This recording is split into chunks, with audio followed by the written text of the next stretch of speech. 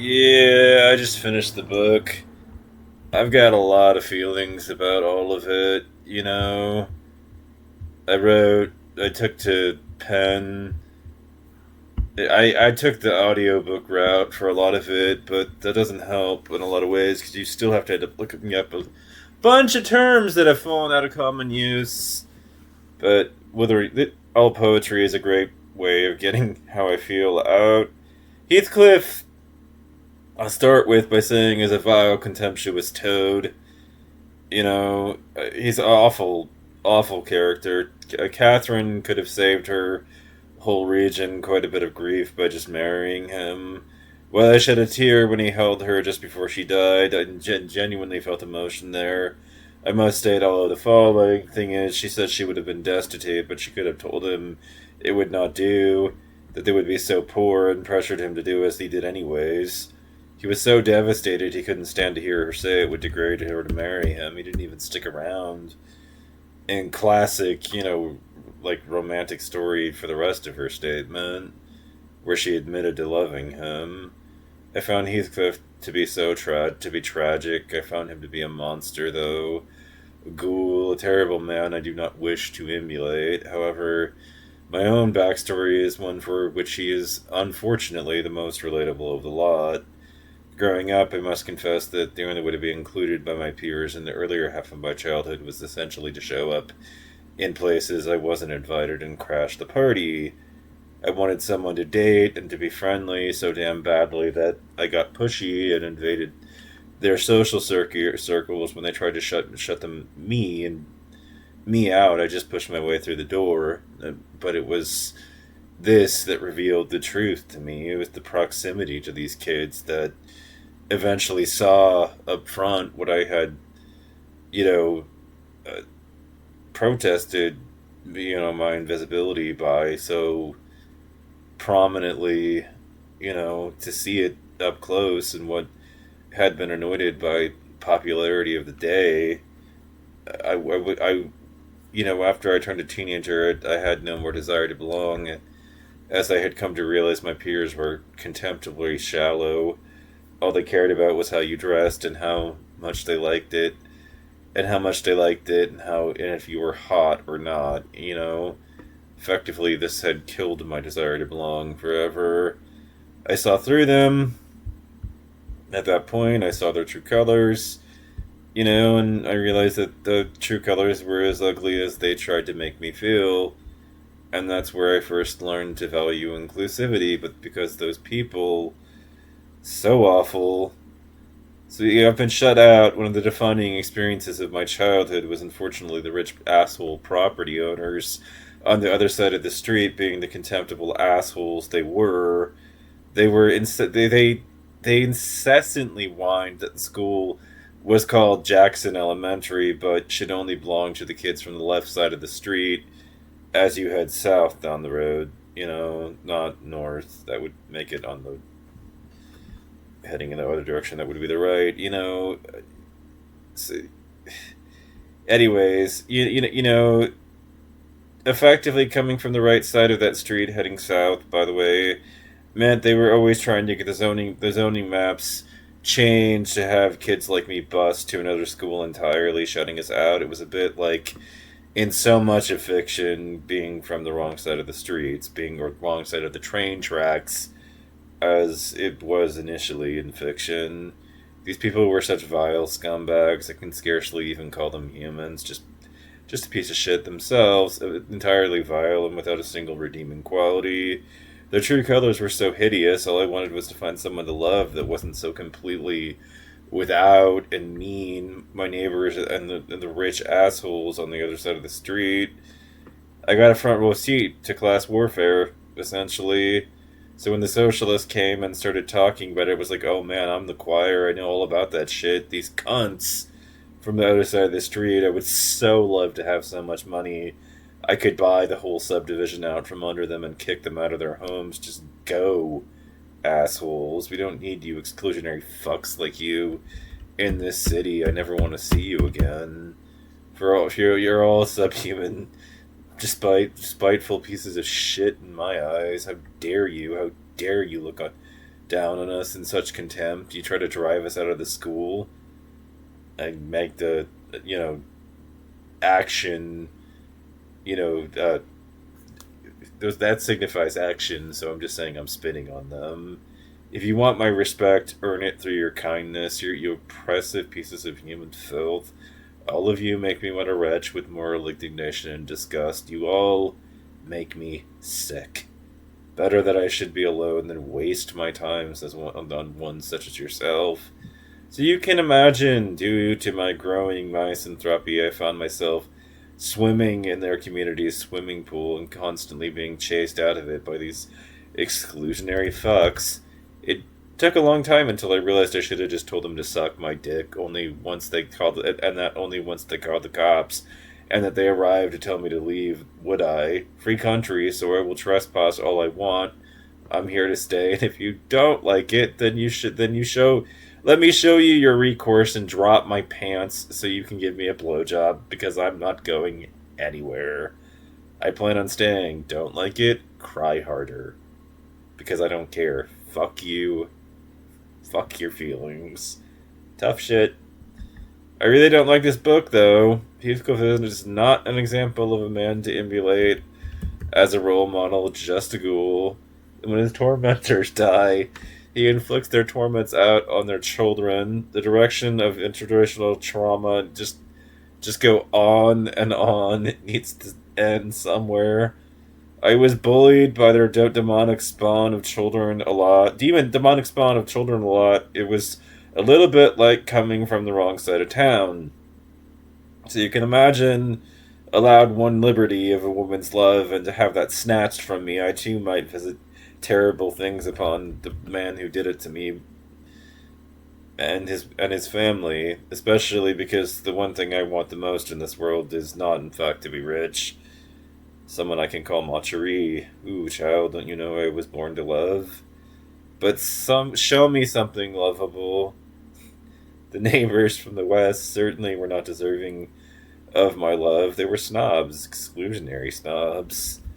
So conceited and stuck up, and all of their activism, all it ever was petitions to the PTA. All of it was, from start to finish, trying to change the zoning maps to have them redrawn to exclude children like me. They're all these are the kinds of insufferable fucks raising kids in my corner of the country. I can't imagine having a single nice thing to say about them after all of that. So yeah, sadly, scornfully, this monstrous, just diabolical fuck just so happens to be the most relatable of the lot. My early childhood with her, I will admit, let me back up a little. His early child with her, I will admit, I found to be adorable. So by the end, I was just horrified. Those two are clearly star-crossed, and yet she chose another man, and thus set Wuthering Heights down on its,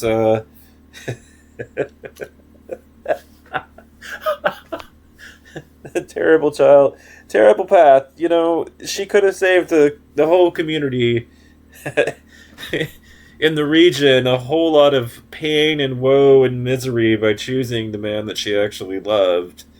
They all just. Oh. I don't like Wuthering Heights. I hope you know. I mean, I guess I will say at least I felt something. At least it spurred me towards emotion. But, a lot of things spur me to emotion by this point. In terms of fiction, this one was not any different. I can't hold it up as though it made me feel things makes it special in the context of all of this, because a lot of things have made me feel things, at this point, and with all the movies and shows and television and books that I've read, I've felt things from a lot of other things, so I took to all poetry to write about it. I got a nice comment from a stranger. It's wild how you saw the same garbage behavior from your neighbors that Heathcliff got from the people around him. And I think, going into Wuthering Heights,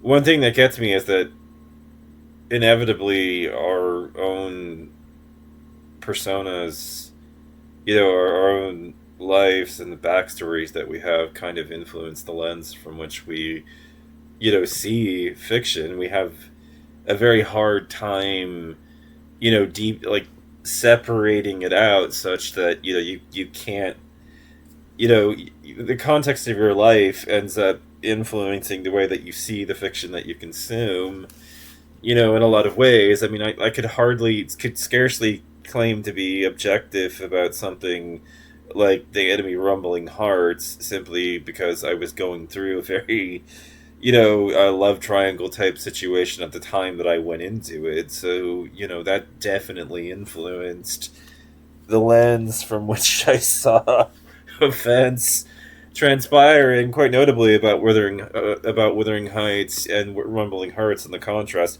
The girl slips into a coma, and he abducts her body over the course of events on this. So similar, you know, levels of intensity in both. You know,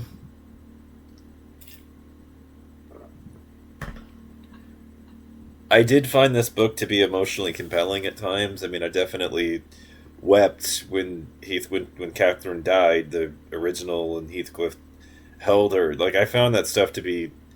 I mean, it's been a while, and I guess with its large female fandom, I can see ultimately why this was held up and why they swoon somewhat with this one. But this is not a good man that we're talking about in the form of Heathcliff. He is absolutely diabolical, and the fact that he inflicts his revenge when he can no longer get back at those who wronged him on the children of them is just, it's twisted to a degree, beyond even those of us who are left with scores to settle and have been through some real shit, to the point in which there you couldn't blame us for wanting some comeuppance against those who did us so poorly. I mean, if I there's a lot that I didn't just say in what went on. I mean,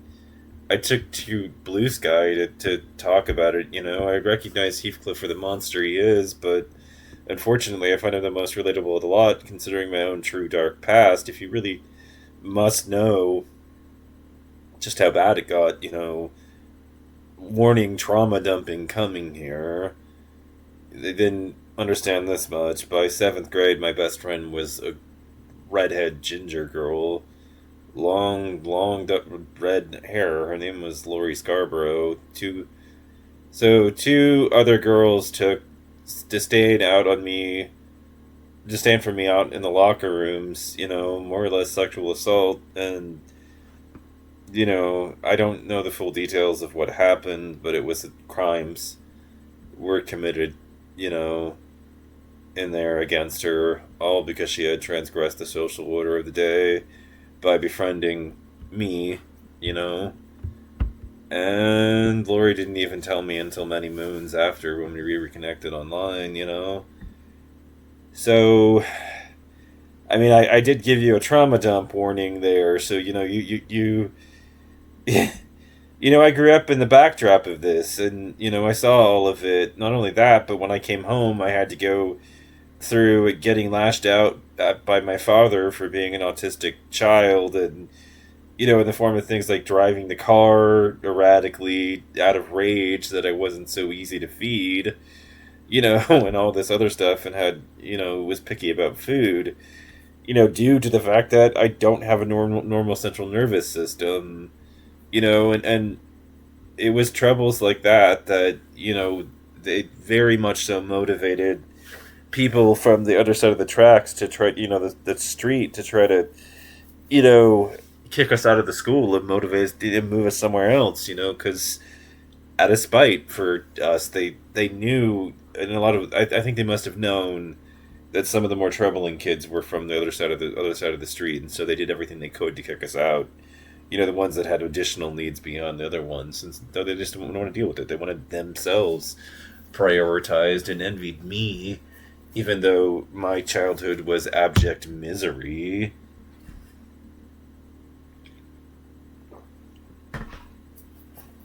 I was not a happy kid. I didn't have a happy childhood. I don't look back on mine with fondness. It's just the unfortunate reality of what I've survived. I mean, I can't. It can't be any other way.